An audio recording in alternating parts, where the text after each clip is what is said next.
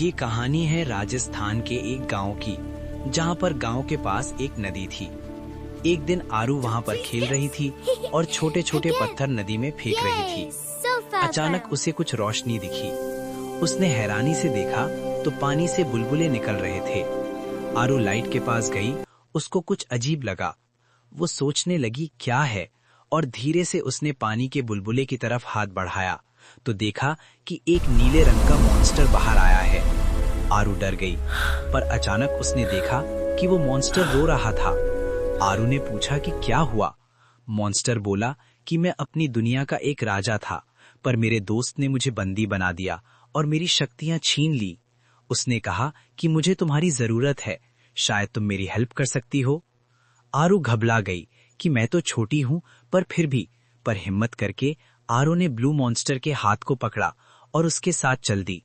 वो आरू को किसी रहस्यमयी दुनिया में ले गया। पानी के अंदर वो आरू को अपनी दुनिया दिखा रहा था कि मैं यहाँ का राजा था।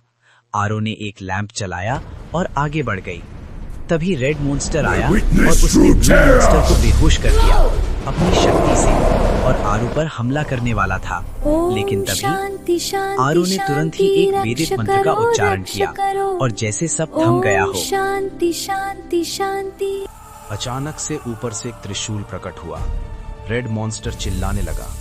आरू ने कहा कि कालसेन, अब तू नहीं बचेगा, और दोनों के बीच में युद्ध होने लगा। तुरंत ही आरू अपने बड़े रूप में आ गई और उस रेड मॉन्स्टर को खत्म कर दिया अपने त्रिशूल की शक्ति से, और उसको राख में मिला दिया। और फिर वापस अपने छोटे रूप में आकर उस ब्लू मॉन्स्टर को मंत्र ने जीवित कर दिया।